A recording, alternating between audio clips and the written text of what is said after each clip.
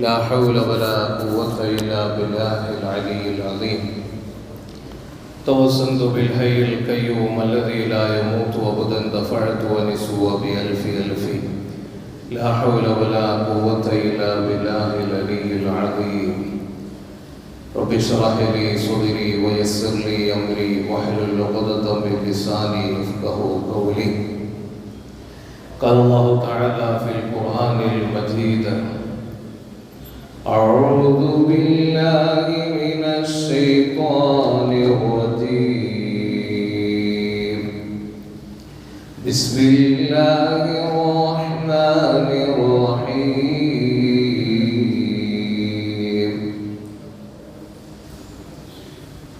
ومن يعظم شعائر الله فإنها من تقوى القلوب. صدق الله العلي العظيم. الحمد لله حمدا دائما أبدا. الحمد لله ثم الحمد لله. الحمد لله رب العالمين على ما كان يلهمني. والحمد لله وله وطأ سيدنا مولانا محمد. കരുണക്കടലായ അല്ലാഹു റബ്ബുൽ ഇസ്സത്ത് നാം ഒരുമിച്ച് കൂടിയതുപോലെ ജന്നാത്തുൽ ഫിർദൗസിൽ ഹബീബ് തിരുനബി സ്വല്ലല്ലാഹു അലൈഹി വസല്ലം തങ്ങളോടൊപ്പം സച്ചരിതരായ സലഫു സ്വാലിഹീങ്ങളോട് കൂടി ഒരുമിക്കുവാൻ തൗഫീഖ് നൽകി അനുഗ്രഹിക്കുമാറാകട്ടെ. നമ്മിൽ നിന്ന് മൺമറഞ്ഞുപോയ മാതാപിതാക്കൾ, ബന്ധുമിത്രാദികൾ സർവരുടെയും മണ്ണറകളെ അല്ലാഹു മടിയറകളാക്കുമാറാകട്ടെ. പ്രിയമുള്ള സത്യവിശ്വാസികളെ, പള്ളിയോടുള്ള ആദരവിനെ പറ്റിയാണ് കഴിഞ്ഞയാഴ്ച നമ്മൾ പറഞ്ഞത്. അള്ളാഹുവിൻ്റെ ഭവനമായ പള്ളി, ആ പള്ളിക്ക് പരിശുദ്ധമായ ഇസ്ലാമിൽ എത്രമാത്രം പ്രാധാന്യമുണ്ടെന്നും ആ പള്ളികളെ എത്രമാത്രം ബഹുമാന ആദരവുകളോടെ കാണണമെന്നും കഴിഞ്ഞയാഴ്ച നമ്മൾ പറഞ്ഞു. അതുമായി ബന്ധപ്പെട്ട് ഒരുപാട് വിഷയങ്ങൾ നമുക്ക് സംസാരിക്കാനുണ്ട്. മഹാനായ സാലിം ഇബ്നു അബ്ദില്ല എന്ന് പറയുന്ന ആത്മീയ ലോകത്തെ മുടിചൂടാ മന്നനായിരുന്ന അള്ളാഹുവിന്റെ ആരിഫീങ്ങളിൽ പ്രമുഖനായ തത്വജ്ഞാനിയായ മഹാത്മാവ് പരിശുദ്ധമായ ഹജ്ജ് കർമ്മത്തിന് വേണ്ടി വന്നപ്പോൾ അന്ന് രാജ്യം ഭരിക്കുന്നത് ഹിഷാം എന്ന് പറയുന്ന ഭരണാധികാരിയായിരുന്നു. ഹിഷാം ആലിമീങ്ങളെയും ഇൽമിനെയും എല്ലാം സ്നേഹിക്കുന്ന ഒരു വ്യക്തിയായിരുന്നു. അള്ളാഹുവിനെ ഭയപ്പെടുന്ന ആരിഫായ മഹാനായ സാലിം ഇബ്നു അബ്ദില്ല റളിയല്ലാഹു അൻഹു കഅബാലയത്തിന്റെ ചാരത്ത് പരിശുദ്ധമായ മസ്ജിദുൽ ഹറമിൽ നിന്ന് ഇബാദത്ത് ചെയ്യുമ്പോൾ മഹാനവറുകളോട് വന്നുകൊണ്ട് ചോദിച്ചു, നിങ്ങൾക്ക് ഇഷ്ടമുള്ളത് എന്താണോ അത് ചോദിച്ചോ, ഞാൻ നിങ്ങൾക്ക് തരാം. അപ്പൊ മഹാനവറുകൾ ചിന്തിച്ചു, നമ്മളൊക്കെ ആണെങ്കിൽ ഒരു രാജാവ് വന്ന് നമ്മളോട് ചോദിച്ച, രാജാവല്ല ഏതെങ്കിലും ഒരു വ്യക്തി വന്നുകൊണ്ട് ചോദിച്ചാൽ അയാളെ എത്രമാത്രം യൂസ് ചെയ്യാൻ പറ്റുമോ അത്രയും നമ്മൾ യൂസ് ചെയ്യും. നമുക്ക് എന്തൊക്കെ വേണം അതൊക്കെ പറയും അയാളോട്. എന്നാൽ മഹാനായ സാലിം ഇബ്നു അബ്ദില്ല എന്ന സൂഫി വര്യൻ അദ്ദേഹം പറഞ്ഞു, ഞാനിപ്പോ ഉള്ളത് അള്ളാന്റെ പള്ളിയിലല്ലേ, പടച്ചോന്റെ വീട്ടിലല്ലേ ഞാൻ നിൽക്കുന്നത്. അപ്പോ ആ പടച്ചോനോട് ചോദിക്കേണ്ടതിന് പകരം നിങ്ങളോട് എങ്ങനെയാ ചോദിക്കാതെ അതബ് കേടാവൂലേ. മഹാന്മാരുടെയൊക്കെ ചിന്ത അങ്ങനെയായിരുന്നു. അള്ളാനോട് ഭവനത്തിൽ നിൽക്കുമ്പോ അള്ളാനോട് ചോദിക്കുന്നതിന് പകരം നിങ്ങളോട് എൻ്റെ വിഷമങ്ങളും കാര്യങ്ങളൊക്കെ പറഞ്ഞു കഴിഞ്ഞാൽ അത് അതബ് കേടാവൂലേ.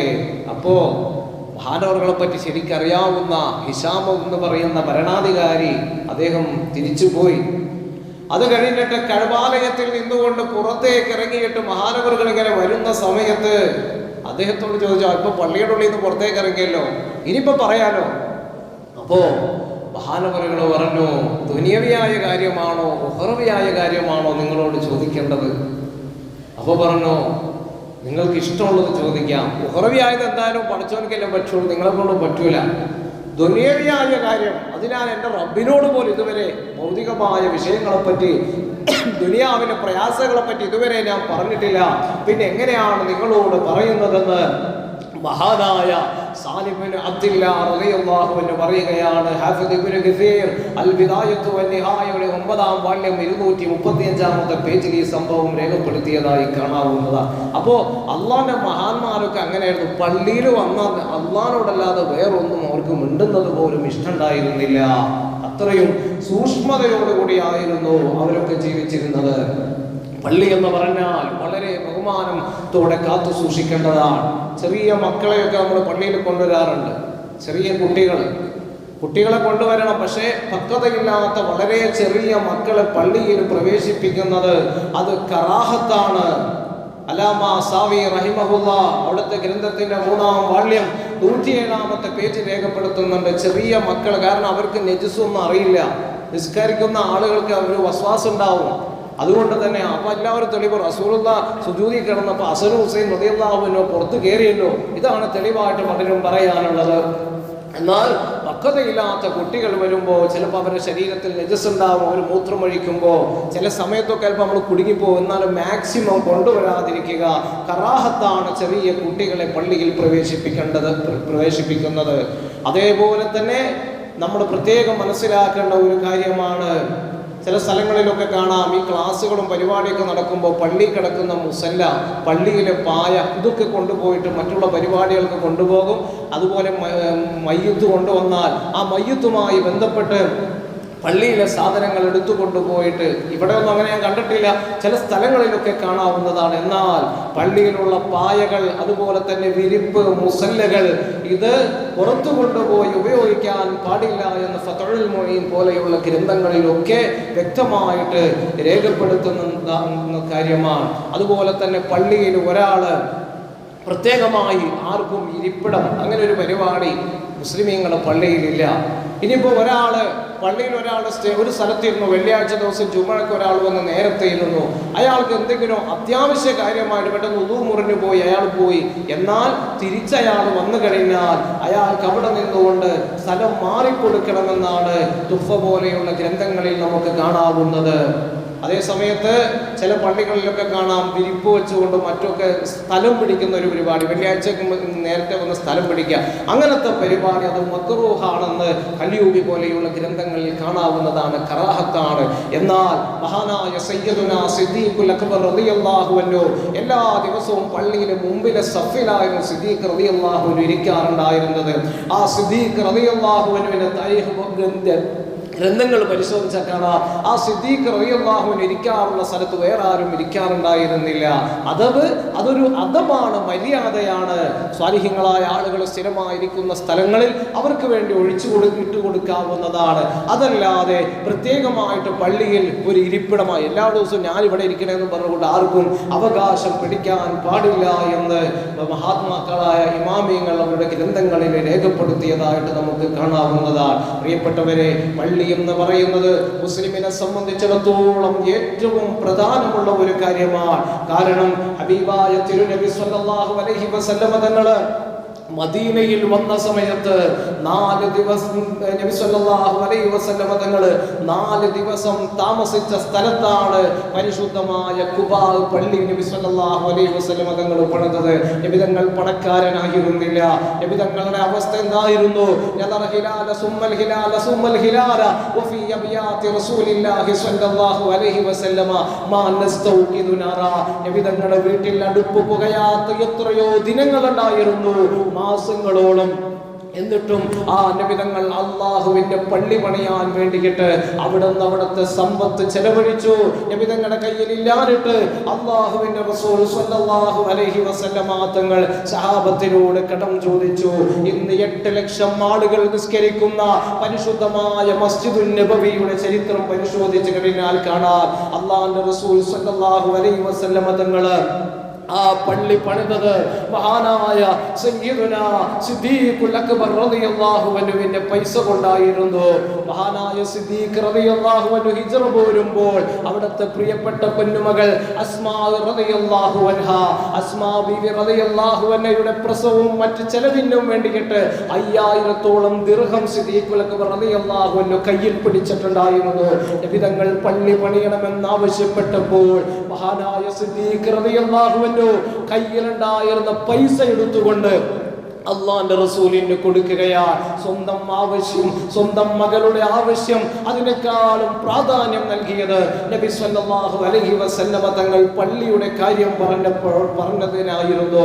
അതുകൊണ്ട് തന്നെ അള്ളാന്റെ റസൂൽ വഫാത്തിന്റെ സമയമായപ്പോൾ അവിടുത്തെ സഹാബത്ത് വിതുമ്പുന്ന മനസ്സോടുകൂടി, തപിക്കുന്ന ഹൃദയത്തോടുകൂടി, സജലങ്ങളായ കണ്ണുകളോടുകൂടി പൊട്ടിക്കരഞ്ഞ പ്രവാചകർ സല്ലല്ലാഹു അലൈഹി വസല്ലമ തങ്ങളുടെ മുമ്പിൽ നിൽക്കുന്ന ലക്ഷക്കണക്കിന് വരുന്ന സഹാബത്തിനോട് അല്ലാഹുവിന്റെ ഹബീബ് പറയുകയാണ്. എന്താണ് പറഞ്ഞതെന്നറിയുമോ? മൻകാന മിൻകും മാലൻ ഫഹാദാ ബുയൂതി. നിങ്ങൾക്ക് ആർക്കെങ്കിലും ഞാൻ പൈസ തരാനുണ്ടെങ്കിൽ എൻ്റെ കയ്യിൽ ഇപ്പൊ പൈസയായിട്ടില്ല, ആ കാണുന്ന വീടുണ്ടല്ലോ, ആ വീട് വിറ്റിട്ട് നിങ്ങളുടെ പൈസ ഞാൻ തരാമെന്ന് അല്ലാഹുവിന്റെ റസൂൽ സ്വല്ലല്ലാഹു അലൈഹി വസല്ലമ തങ്ങൾ പറയുകയാണ്. പർവ്വതം കൊണ്ടുവന്നിട്ട്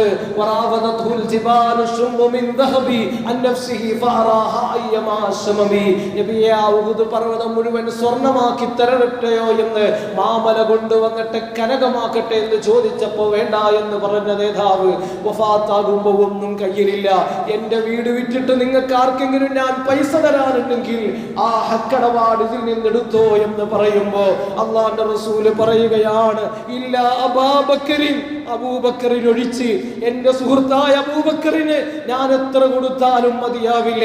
കാരണം എന്റെ ജീവിതത്തിലെ പ്രയാസത്തിന്റെ ഘട്ടങ്ങളിലെല്ലാം എന്നെ സഹായിച്ചത് അബൂബക്കർ സിദ്ദീഖാണ് എന്ന് പറഞ്ഞിട്ട് റസൂലുള്ളാഹി പറഞ്ഞു, അബൂബക്കറിനുള്ള പ്രതിഫലം തരാൻ എന്റെ കയ്യിലില്ല, അത് മുഴുവനും അല്ലാഹുവിന്റെ അടുക്കൽ വെച്ചുകൊണ്ട് നാളെ റബ്ബ് തരും, സ്വർഗ്ഗമാണ് അബൂബക്കറിനുള്ള പ്രതിഫലം എന്ന് സയ്യിദുനാ റസൂലുള്ളാഹി സ്വല്ലല്ലാഹു അലൈഹി വസല്ലം തങ്ങൾ പറയുകയാണ്. അങ്ങനെയാണ് പ്രിയപ്പെട്ടവരെ പരിശുദ്ധമായ മസ്ജിദുൻ നബവി എന്ന ഇന്ന് 8 ലക്ഷത്തോളം ആളുകൾ, അതിലധികം ആളുകൾക്ക് നിസ്കരിക്കാനുള്ള സൗകര്യമുള്ള പരിശുദ്ധമായ മദീനത്തെ പള്ളി അന്ന് തിരുനബി സല്ലല്ലാഹു അലൈഹി വസല്ലമ തങ്ങൾ പണിതത് മഹാനായ അംർ ഇബ്നുൽ ആസ് റളിയല്ലാഹു അൻഹു ആദ്യമായി ആഫ്രിക്കയിൽ ചെന്നു, കൈറോയിൽ ചെന്നു. ഈജിപ്തിനെ പറ്റി പഠിച്ചാൽ അറിയാം, ഈജിപ്ത് 2 ഭൂഖണ്ഡങ്ങളിൽ സ്ഥിതി ചെയ്യുന്നതാണ്, ഏഷ്യയിലും ആഫ്രിക്കയിലും. ആ ആഫ്രിക്കയിലെ സിനാ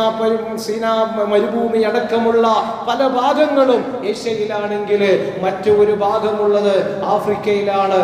ആ ആഫ്രിക്കൻ ഭൂഖണ്ഡത്തിലുള്ള കൈറോയിൽ ചെന്നുകൊണ്ട് ആദ്യമായി മഹാനായ അംർ ഇബ്നുൽ ആസ് റളിയല്ലാഹു അൻഹു പള്ളിയുണ്ടാക്കി. കേരളത്തിലേക്ക് മാലിക് ഇബ്നു ദീനാർ അനുയായികളും കടന്നു വന്നപ്പോൾ വില്യം ലോഗന്റെ മലബാർ മാനുവൽ അടക്കം അതുപോലെ ഗ്രന്ഥങ്ങൾ, വേലായുധൻ പണിക്കശ്ശേരിയുടെ മലബാറിന്റെ ചരിത്രം പോലെയുള്ള ഗ്രന്ഥങ്ങൾ പരിശോധിച്ച് നമുക്ക് കാണാം. മാലിക് ദീനാറും സംഘവും ആദ്യമായിട്ട് കേരളത്തിൽ കടന്നു വന്നപ്പോൾ അവരാവശ്യപ്പെട്ടത് ഒരൽപ്പം പള്ളി പണിയാനുള്ള സ്ഥലം തരുമോ എന്നായിരുന്നു. വീട് വെക്കാനല്ല ആദ്യം ചോദിച്ചത്, തങ്ങൾക്ക് നിസ്കരിക്കാൻ ഒരു പള്ളി പണിയണം. അങ്ങനെ പള്ളി ആദ്യമായിട്ട് കൊടുങ്ങല്ലൂരിലെ ചേരമാൻ പള്ളി എന്ന പേരിൽ പ്രസിദ്ധമായ പള്ളി, അങ്ങനെയാണ് പ്രിയപ്പെട്ടവരെ പൊങ്ങി വരുന്നത്. അന്ന് നബി സല്ലല്ലാഹു അലൈഹി വസല്ലമ തങ്ങൾ പഠിപ്പിച്ചത് മഹാനായ ഉമർ റളിയല്ലാഹു അൻഹു നടപ്പാക്കുകയായിരുന്നു.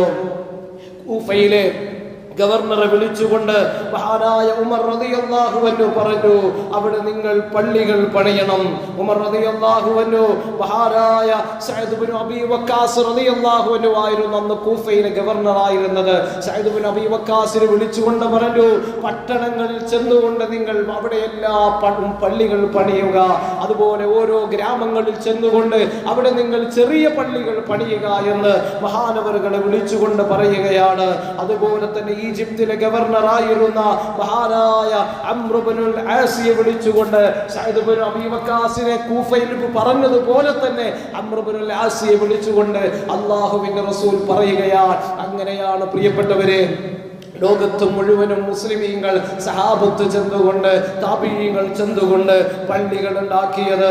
മഹാനായ നബി തിരുമേനി സ്വല്ലല്ലാഹു അലൈഹി വസല്ലം തങ്ങൾ അബൂ ഹുറൈറ റളിയല്ലാഹു അൻഹു പറയുകയാണ്, ഇമാം ഹൈസമി അവിടുത്തെ ഗ്രന്ഥത്തിന്റെ 2-ാം വാള്യം 16-ാമത്തെ പേജിൽ രേഖപ്പെടുത്തുന്നു, നബി സ്വല്ലല്ലാഹു അലൈഹി വസല്ലം തങ്ങൾ വലിയ കല്ലുകൾ തന്റെ ശരീരത്തിൽ എടുത്തു വെച്ചുകൊണ്ടാണ് മസ്ജിദുൻ നബവി ഉണ്ടാക്കാൻ വേണ്ടി, അതുപോലെ മസ്ജിദുൽ ഖുബ ഉണ്ടാക്കാൻ വേണ്ടി നബിതങ്ങൾ വന്നത്. അപ്പൊ ഞാൻ ചോദിച്ചു, യാ റസൂലല്ലാഹ്, അങ്ങയുടെ കയ്യിലുള്ള കല്ലിങ്ങോട്ട് തരൂ, ഞാൻ എടുക്കാമെന്ന് പറഞ്ഞപ്പോ അല്ലാഹുവിന്റെ റസൂൽ സല്ലല്ലാഹു അലൈഹി വസല്ലം തങ്ങൾ പറഞ്ഞു, അബൂ ഹുറൈറ, ഇത് ദുനിയാവല്ലേ, ആഖിറത്തിലെ അല്ലാഹുവിന്റെ അടുക്കൽ വലിയ പ്രതിഫലം കിട്ടണമെങ്കിൽ ഇവിടെ നിന്നുകൊണ്ട് അല്പം കഷ്ടപ്പെടണമെന്ന് അല്ലാഹുവിന്റെ റസൂൽ സല്ലല്ലാഹു അലൈഹി വസല്ലം തങ്ങൾ പറയുകയാണ്.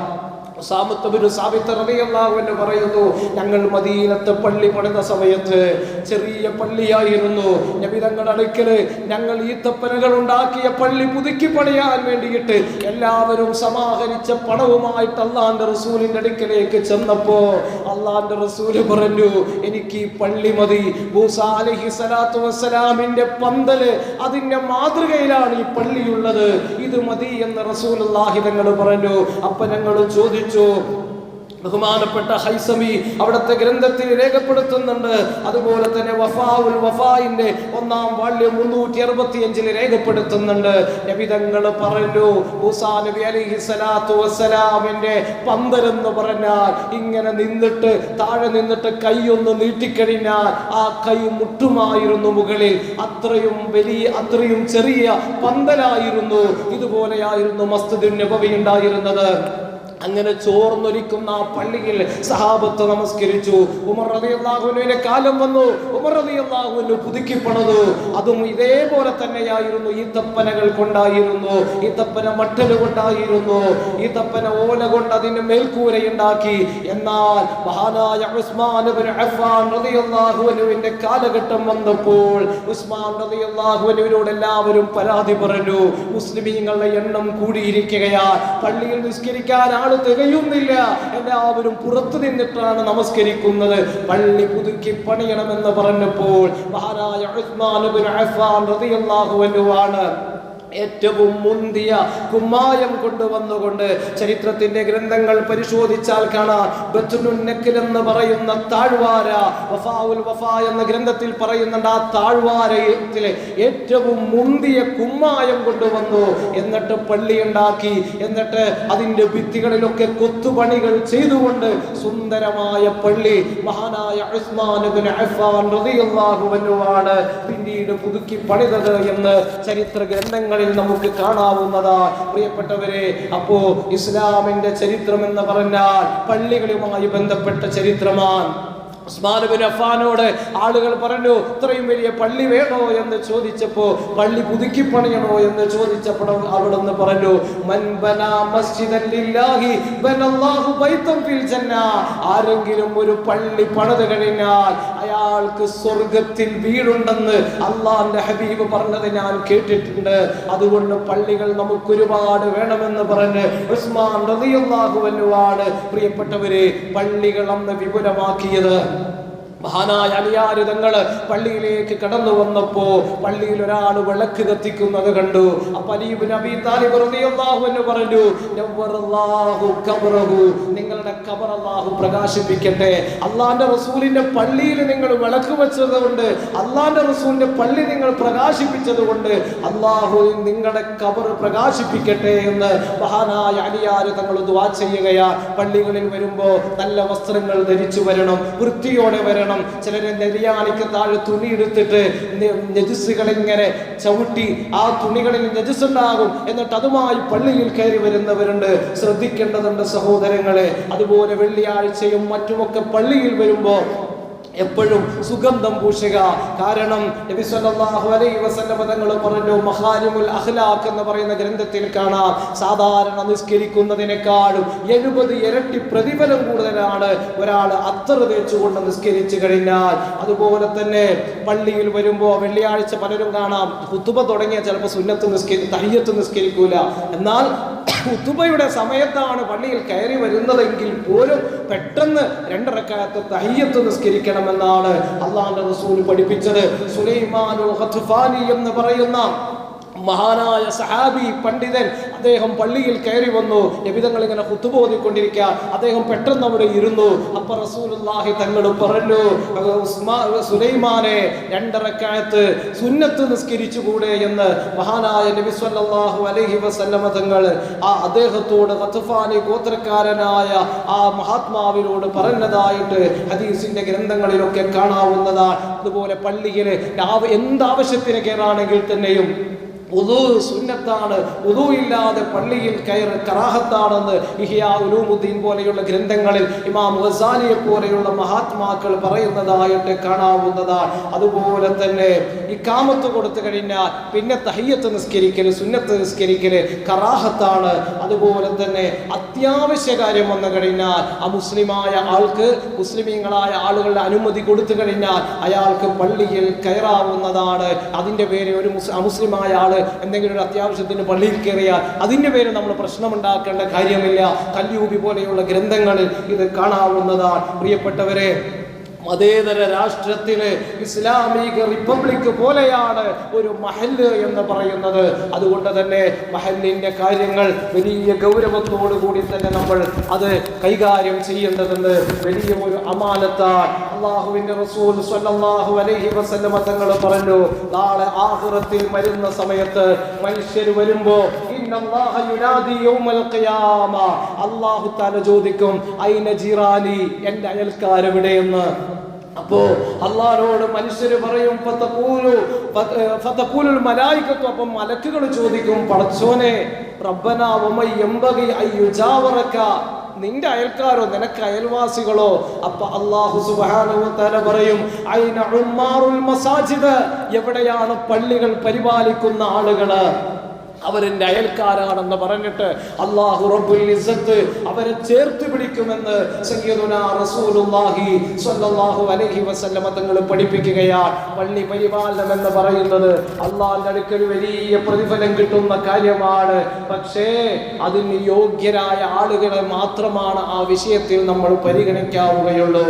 കാരണം നബി സ്വല്ലല്ലാഹു അലൈഹി വസല്ലം തങ്ങൾ പറഞ്ഞു, إذا جمع الله الأولين والآخرين لكل غادر لواء يوم القيامة, ഉത്തരവാദിത്വം ഏറ്റെടുത്തിട്ട് ആ ഉത്തരവാദിത്വം വേണ്ടതുപോലെ നിർവഹിക്കാത്ത ആളുകള് നാളെ പരലോകത്ത് വരുമ്പോൾ യുൻസബു ഇൻദ, നബി സല്ലല്ലാഹു അലൈഹി വസല്ലം തങ്ങൾ പറയാണ്, യുൻസബു ഇൻദ സ്തിഹി ബിഖദ്രി ഖദ്റതിഹി, അല്ലാഹു സുബ്ഹാനഹു വ തആല അവരുടെ പൃഷ്ഠഭാഗത്ത് ഒരു കുടി കൊണ്ട് മലക്കുകളെ കൊണ്ട് കുത്തിപ്പിക്കുമെന്നാണ്. അപ്പോ ആളുകൾ ഇങ്ങനെ ചോദിക്കും, മൻ ഹാദാ, ആരാണ് ഈ വിഭാഗം ആളുകള്? അപ്പോ അവര് മലക്കുകളെ വിളിച്ചു പറയും, ഹാദാ ഖദ്റതു ഫുലാൻ ഇബ്നു ഫുലാൻ, ഇദ്ദേഹം ഇന്ന ആളുടെ മകനാണ്, ചതിയനായിരുന്നു, വഞ്ചകനായിരുന്നു, ആളുകളെ വഞ്ചിച്ചവനാണെന്ന് ഉത്തരവാദിത്വം ഏറ്റെടുത്തിട്ട് നിർവഹിക്കാത്ത ആളുകളെ പറ്റിയിട്ട് അള്ളാഹുവിന്റെ മലക്കുകൾ പറയുമെന്ന് സയ്യിദുനാ റസൂലുള്ളാഹി സ്വല്ലല്ലാഹു അലൈഹി വസല്ലം തങ്ങൾ പഠിപ്പിക്കുകയാണ്. പ്രിയപ്പെട്ടവരെ, അതുകൊണ്ട് പള്ളിയുടെ തെരഞ്ഞെടുപ്പ് വരികയാണ്. പള്ളിയുമായി ബന്ധപ്പെട്ട് പരിപാലന സമിതി അംഗങ്ങളെ തിരഞ്ഞെടുക്കുന്ന സമയം വരെയാണ്. എന്നെ സംബന്ധിച്ച് ആര് വന്നാലും എനിക്ക് പ്രശ്നമില്ല. കാരണം ഞാൻ ഈ പള്ളിയിൽ ജോലി ചെയ്യാമെന്നോ ഒന്നും കരാറെടുത്തിട്ടില്ല. സമയം അള്ളാഹു നിശ്ചയിച്ചപ്പോൾ നാളെ ആണെങ്കിൽ നാളെ ഞാൻ പോകണം. അതുപോലെ നിങ്ങൾ എന്നെ കണ്ടുകൊണ്ടല്ല ഈ പള്ളി തുടങ്ങിയിട്ടുള്ളത്. ഓരോ ഇമാമയങ്ങൾ അതിൻ്റെ സമയത്ത് വരും. പക്ഷേ എൻ്റെ കർത്തവ്യം എന്ന നിലയ്ക്ക് ഞാൻ നിർവഹിക്കുകയാണ്. അതുകൊണ്ട് ഉത്തരവാദിത്വ ബോധത്തോടു കൂടി ആളുകളെ തിരഞ്ഞെടുക്കുമ്പോൾ അള്ളാഹുവിനെ ഭയപ്പെടുന്നവരാകണം. കൂട്ടത്തിൽ കൊള്ളാവുന്ന നല്ലവരായ ആളുകളായിരിക്കണം. കാരണം പല സ്ഥലങ്ങളിലും കാണാം, ഞാൻ ഒരു സ്ഥലത്ത് ജോലി ചെയ്യുമ്പോൾ ഒരാൾ വാപ്പാടെ ഖബറിൻ്റെ അടുക്കൽ ചെന്നു. അപ്പോൾ ഖബറ് കാണില്ല. എന്താ സംഭവം? ഖബറിൽ അദ്ദേഹം അടയാളം വെച്ചത് ചന്ദനത്തിൻ്റെ മരമായിരുന്നു. രാത്രി സമയമായപ്പോൾ പള്ളി പരിപാലന സമിതി അംഗങ്ങൾ എന്ത് ചെയ്തു? ചന്ദനമൊക്കെ മുറിച്ച് കടത്തി. അപ്പോൾ ഇദ്ദേഹം പിറ്റേ ദിവസം വാപ്പാടെ ഖബറ് നോക്കിയപ്പോൾ ഖബറ് കാണുന്നില്ല. അപ്പം എന്താ ചന്ദനമൊക്കെ അവിടെ നിന്ന് കൊണ്ടുപോയി. ഇതാണ് പല സ്ഥലങ്ങളിലും നടക്കുന്നത്. ഇവിടുത്തെ അവസ്ഥ അങ്ങനെയാണെന്നല്ല പറയുന്നത്, നിങ്ങളിതിന് വേറെ രൂപത്തിൽ വ്യാഖ്യാനിക്കേണ്ട. അപ്പം അതുകൊണ്ട് പല സ്ഥലങ്ങളിലും കാണാം പള്ളി പരിപാലന സമിതി അംഗങ്ങൾ ഒരു യോഗ്യതയില്ലാത്ത ആളുകളാണ്. പള്ളികൾ കട്ടുമുടിക്കുന്ന ഒരു കണക്കും ഇല്ലാത്ത ആളുകൾ, അതുപോലെ കള്ളുകുടിയന്മാരായ ആളുകൾ. അല്ലാഹു സുബ്ഹാനഹു വ തആല പറഞ്ഞു, മാകാന മുശ്രിക്കീന അയ്യമുറു മസാജിദല്ലാഹ്. മുശ്രിക്കീങ്ങളായ ആളുകൾ അവരെ പള്ളി പരിപാലനത്തിന് പറ്റില്ല എന്ന് അല്ലാഹു തആല ഖുർആനിൽ പറഞ്ഞു. അപ്പോൾ നമ്മൾ വിചാരിക്കും മുശ്രിക്ക് എന്ന് പറഞ്ഞാൽ ശിർക്ക് ചെയ്യണ ആള് അയാളല്ലേ മുശ്രിക്ക് എന്ന്. എന്നാൽ നബി സല്ലല്ലാഹു അലൈഹി വസല്ലം പറഞ്ഞു, മൻ ശരിബൽ ഖംറ ബിന്നഹാരി മാദല്ല മുശ്രിക്കൻ വമൻ ശരിബൽ ഖംറ ബില്ലൈലി മാത മുശ്രിക്കൻ. ഒരാൾ കള്ളു കുടിക്കുന്ന ആളാണെങ്കിൽ അയാൾ മുശ്രിക്കാണെന്നാണ് നബി സല്ലല്ലാഹു അലൈഹി വസല്ലം പറഞ്ഞത്. അതുകൊണ്ട് കള്ളുകുടിയന്മാരെ, അതേപോലെ തന്നെ സമൂഹത്തിൽ അനാശാസ്യ പ്രവർത്തനങ്ങൾ നടത്തുന്നവരെ, യാതൊരു യോഗ്യതയുമില്ലാത്ത ആളുകളെയൊന്നും അത്തരം കാര്യങ്ങളിലേക്ക് അള്ളാഹുവിന്റെ പള്ളി പരിപാലിക്കുന്നതിലേക്ക് തെരഞ്ഞെടുത്തു കഴിഞ്ഞാൽ റബ്ബിനോട് നമ്മളൊക്കെ സമാധാനം പറയേണ്ടി വരുമെന്ന് ആ വിഷയം ഉണർത്താൻ. അതുപോലെ പൊതുയോഗം വരുമ്പോൾ എല്ലാവരും പങ്കെടുക്കണം. മഹല്ലിലുള്ള ആളുകളൊക്കെ പങ്കെടുത്തിട്ട് നല്ല അഭിപ്രായങ്ങൾ പറയാം. നമ്മുടെ മഹല്ലിനെ എങ്ങനെ ഉന്നതിയിലേക്ക് കൊണ്ടുപോകാൻ കഴിയും, എങ്ങനെ ഒരുപാട് കാര്യങ്ങൾ ഓരോ മഹല്ലിലും പല പ്രശ്നങ്ങൾ വരും. അപ്പോൾ അത്തരം പ്രശ്നങ്ങളിൽ ഇടപെടാൻ വേണ്ടിയിട്ട് ഇപ്പോൾ നിക്കാഹിൻ സംബന്ധമായ കേസുകൾ, എത്രയോ വിവാഹമോചന കേസുകൾ. ഞാനൊരു സ്ഥലത്ത് ഇതുപോലെയുള്ള ഒരു കാര്യത്തിന് വേണ്ടിയിട്ട് ചെന്ന സമയത്ത് ഉത്തരവാദിത്തപ്പെട്ട ആൾ എടുത്ത വഴിക്ക് പറയണം, അത് നമുക്ക് അവിടെ വേണ്ട, അതങ്ങനെ ബന്ധങ്ങൾ ഒഴിവാക്കണം. ഒരു അറിവുമില്ലാത്ത, ഒരു പക്വതയില്ലാത്ത ആളുകളെയൊക്കെ അത്തരം കാര്യങ്ങളൊക്കെ ഏൽപ്പിക്കുമ്പോൾ വളരെയധികം ശ്രദ്ധിക്കേണ്ടതുണ്ട്. അതുകൊണ്ട് നമുക്ക് മുശാവറ കമ്മിറ്റികൾ വേണം. ഇത്തരം കാര്യങ്ങൾ വരുമ്പോൾ അതിൽ ഇടപെടാൻ പറ്റിയ കമ്മിറ്റികൾ ആളുകൾ വേണം. അതുപോലെ തന്നെ മഹല്ല് സംബന്ധമായി ഒരുപാട് പാവങ്ങളുണ്ട്, ഒരുപാട് വിഷമങ്ങൾ അനുഭവിക്കുന്ന ആളുകളുണ്ടാവും. അവരെയൊക്കെ ഉന്നമനം ചെയ്യാം. അതുപോലെ പല മഹല്ലുകളിലും കാണാം, സാധുക്കളായ ആളുകൾക്ക് ഓട്ടോറിക്ഷ, ജോലിയില്ലാത്തവർക്ക് ഓട്ടോറിക്ഷ വാങ്ങിക്കൊടുക്കുക, അല്ലെങ്കിൽ എന്തെങ്കിലും സഹായങ്ങൾ ചെയ്തു കൊടുക്കുക, പലിശയില്ലാത്ത വായ്പാ സംവിധാനങ്ങൾ. ഇതൊക്കെ നമ്മുടെ മഹല്ലുകളിൽ നമുക്ക് നടപ്പാക്കി കഴിഞ്ഞാൽ നമുക്ക് ഒരുപാട് നല്ല നല്ല പ്രവർത്തനങ്ങൾ ചെയ്യും. അതിന് നമ്മൾ ഒറ്റക്കെട്ടോട് കൂടിയിട്ട്, നല്ല മനസ്സോട് കൂടിയിട്ട്, നമ്മളെല്ലാവരും ഒരുമയോടെ നിന്നുകൊണ്ട് നല്ല നല്ല അഭിപ്രായങ്ങളും തീരുമാനങ്ങളും കൈക്കൊണ്ടുകൊണ്ട് നല്ല രൂപത്തിൽ, ആരോഗ്യപരമായ രൂപത്തിൽ നമ്മുടെ മഹല്ലിനെ മുമ്പോട്ട് കൊണ്ടുപോകുക. അല്ലാഹു സുബ്ഹാനഹു വ തആല അതിന്റെ തൗഫീഖ് നൽകി അനുഗ്രഹിക്കുമാറാകട്ടെ. ഇൻഷാ അല്ലാഹ് വരുന്ന അടുത്ത വെള്ളിയാഴ്ച 12-ാം തീയതി 2 മണിക്കാണ് നമ്മുടെ നൂറുൽ ഇസ്ലാം മദ്രസ ഹാളിൽ വെച്ചുകൊണ്ട് നമ്മുടെ പൊതുയോഗം നടക്കുന്നത്. അതുകൊണ്ട് അംഗത്വ നമ്പർ 1 മുതൽ 1100 വരെയുള്ള അംഗങ്ങൾ മറ്റ് പരിപാടികൾ മാറ്റിവെച്ചുകൊണ്ട് അതിൽ പങ്കെടുക്കണമെന്ന് ജനറൽ സെക്രട്ടറി അറിയിച്ചിട്ടുണ്ട്. അതുകൊണ്ട് എല്ലാവരും പങ്കെടുക്കുക. അല്ലാഹു തആല അനുഗ്രഹിക്കുമാറാകട്ടെ. ഇന്ന് നമ്മുടെ പള്ളിയിൽ കഴിഞ്ഞു പോകുമ്പോൾ എല്ലാവരും കാര്യമായി സഹായിക്കേണ്ട ഒരു വിഷയമാണ്. നമ്മുടെ മുരിക്കാശ്ശേരി ഹനഫി ജുമാ മസ്ജിദിലെ ഇമാം വളരെ പാവപ്പെട്ട ഒരു മനുഷ്യനാണ്. അദ്ദേഹം കഴിഞ്ഞ ദിവസം പള്ളിയിൽ നിന്ന് പോരുന്ന സമയത്ത് 2 പേര് കള്ളു കുടിച്ചുകൊണ്ട് വന്നിട്ട് റോങ് സൈഡ് വന്നുകൊണ്ട് അദ്ദേഹത്തെ ഇടിച്ച് തെറിപ്പിച്ചു. 2 കാലും കൂടിയും വളരെ അവശ നിലയിലാണ്. 5 ലക്ഷം രൂപയുടെ മുകളിൽ ചെലവിപ്പോൾ വരും ഓപ്പറേഷന്. യാതൊരു നിർവാഹമില്ല. അവിടുത്തെ കമ്മിറ്റി നമ്മുടെ ഭാരവാഹികളുമായിട്ട് ബന്ധപ്പെട്ടിരുന്നു. അതുപോലെ തന്നെ അടിമാലി മേഖലയിലെ ലജ്നത്തുൽ മുഅല്ലിമീൻ, ദക്ഷിണ കേരള ലജ്നത്തുൽ മുഅല്ലിമീൻ്റെ കീഴിലൊക്കെ എല്ലാ മഹല്ലുകളിലും ഇന്ന് പിരിവ് നടക്കുന്നുണ്ട്. അതുകൊണ്ട് കാര്യമായിട്ട് പലതുള്ളി പെരുവെള്ളം എന്ന് പറഞ്ഞ പോലെ നമ്മളെല്ലാവരും കൊടുത്തു കഴിഞ്ഞാൽ അത് ആ സഹോദരന് വലിയൊരു സഹായമാണ്. പാവപ്പെട്ട ഒരു സഹോദരനാണ്, നല്ലൊരു ആലിമാണ്. എല്ലാവരും കാര്യമായിട്ട് ആ വിഷയത്തിൽ സഹകരിക്കണമെന്ന് ഉണർത്തുകയാണ്. അല്ലാഹു തആല സ്വീകരിക്കുമാറാകട്ടെ. സഹോദര സമുദായാംഗമായ ഒരു സഹോദരി ആദ്യ ശമ്പളത്തിൽ നിന്നുകൊണ്ട് ദുആ ചെയ്യാൻ നൽകിയിട്ടുണ്ട്. അല്ലാഹു ആ സ്വതക്ക സ്വീകരിക്കട്ടെ. ഉദ്ദേശകാര്യം സാധിക്കാൻ വേണ്ടിയിട്ട് മുറാദ് ഹാസിലാകാൻ വേണ്ടി ഉപരിപഠനത്തിന് പോകുന്ന മകൻ്റെ വിദ്യാഭ്യാസത്തിൽ ബർക്കത്തിന് വേണ്ടി ഒക്കെ ദുആ ചെയ്യാൻ പറഞ്ഞിട്ട് അല്ലാഹു തആല മുറാദ് ഹാസിലാക്കി കൊടുക്കട്ടെ. കഴിഞ്ഞ ആഴ്ച മരണപ്പെട്ടു പോയ മാതാവിൻ്റെ മഗ്ഫിറത്തിന് വേണ്ടി പലീ സാഹിബിൻ്റെ മാതാവ് മരണപ്പെട്ടു, പ്രത്യേകം ദുആ ചെയ്യണമെന്ന് പറഞ്ഞിട്ടുണ്ട്. അല്ലാഹു തആല മഗ്ഫിറത്ത് നൽകി അനുഗ്രഹിക്കട്ടെ. അതുപോലെ തന്നെ അലി സാഹിബ് കമ്മല എല്ലാവരുമായിട്ടൊക്കെ ബന്ധപ്പെട്ട് ജീവിച്ച ഒരു വ്യക്തിയാണ്. അദ്ദേഹം ഇന്നലെ മരണപ്പെട്ടു പോയി. അല്ലാഹു തആല അദ്ദേഹത്തിന് മഗ്ഫിറത്തും മർഹമത്തും നൽകി അനുഗ്രഹിക്കുമാറാകട്ടെ.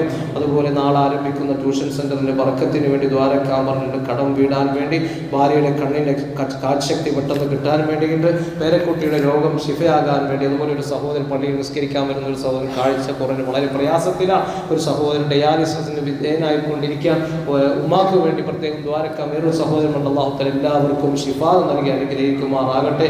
എല്ലാ പ്രയാസങ്ങളും വിഷമങ്ങളും മാറ്റി അള്ളാഹു നമുക്ക് സന്തോഷവും സമാധാനവും നൽകി അനുഗ്രഹിക്കുമാറാകട്ടെ. റഹ്മതിക യാ അർഹമർ റഹീമീൻ. അസ്സലാമു അലൈക്കും വറഹ്മത്തുള്ളാഹി വബറകാതുഹു.